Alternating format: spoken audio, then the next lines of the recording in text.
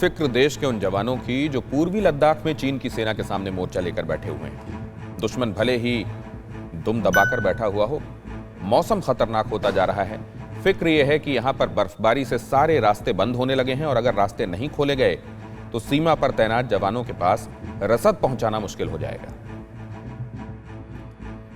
इसीलिए 422 किलोमीटर लंबे श्रीनगर लेह मार्ग पर बीआरओ ने ऑपरेशन स्नो लेपर्ड शुरू किया है। और आप जो तस्वीरें देख रहे हैं वो जोजिला के पास की तस्वीरें हैं। यहां पर बॉर्डर रोड ऑर्गेनाइजेशन -10 डिग्री की ठंड में बड़े पैमाने पर बर्फ हटाने में जुटा हुआ है।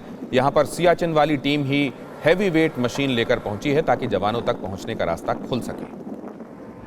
ये फ्रंट पोस्ट पर तैनात सेना तक पहुंच बनाए रखने की कोशिश है, जिसके लिए ऑपरेशन स्नो लेपर्ड दिन रात चल रहा है। लेकिन इसके साथ ही सेना के जवानों के पास पर्याप्त गोला बारूद मौजूद रहे, इसका भी बंदोबस्त कर लिया गया है। देखिए कैसे। पूर्वी लद्दाख में भारत से लगातार पिट रहे चीन के लिए जब हालात बर्दाश्त से बाहर हो गए तो उसने अपने चेले पाकिस्तान का रुख कर लिया और पाकिस्तान के कराची के पास बोलारी एयरबेस पर दोनों ने मिलकर युद्धाभ्यास शुरू कर दिया।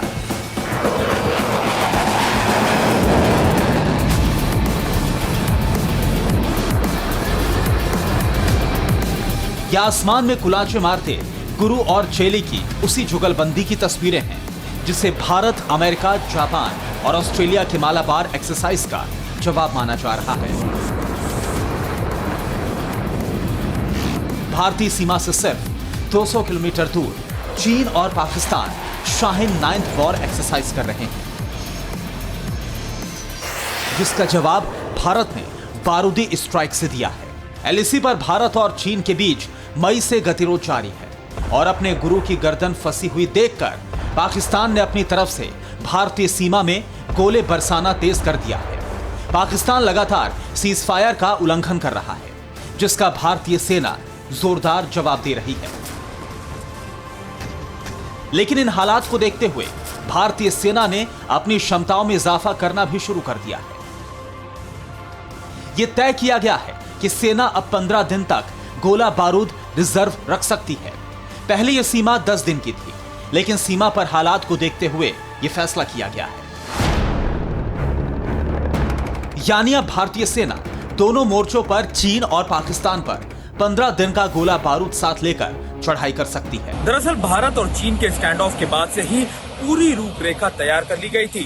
गोला बारूद के रिजर्व को बढ़ाने से पहले खुद रक्षा मंत्री राजनाथ सिंह 2 बार रशिया होकर आए। इसके अलावा इजराइल और अमेरिका जैसी कंट्री से लगातार बातचीत की गई और ये तय किया गया कि फास्ट ट्रैक बेसिस पर सभी गोला बारूद 2021 के जनवरी तक भारत में पहुंच जाएंगे। यानी प्लान से पहले उसके एग्जीक्यूशन को लेकर भी तैयारियां कर ली गई थी। कुछ साल पहले तक सेना 40 दिन के युद्ध की तैयारी रखती थी, लेकिन हथियारों और गोला बारूद के साथ साथ युद्ध के बदलते स्वरूप की वजह से इसे 10 दिन के स्तर तक लाया गया था। जानकारी के मुताबिक 40 दिन के युद्ध के लिए गोला बारूद स्टोर करना सबसे बड़ी समस्या थी, लेकिन बदले हालात में इस क्षमता को बढ़ाया जाने लगा है। इसके साथ ही सरकार ने सेना की फाइनेंशियल पावर को भी बढ़ा दिया। अब सेना बजट के अंदर हर खरीद के लिए 500 करोड़ रुपए खर्च कर सकती है। इसके अलावा सरकार ने इन तीनों सेनाओं को 300 करोड़ रुपए की आपात खरीद की शक्ति दी थी। इस शक्ति का इस्तेमाल तब किया जा सकता था जब सेना के इन अंगों को लगे कि युद्ध लड़ने के लिए इन हथियारों या सामानों का होना जरूरी है। यानी एलएसी हो या एलओसी, देश के दुश्मन को भारत की ओर आंख उठाकर देखने से पहले 100 बार सोचना होगा।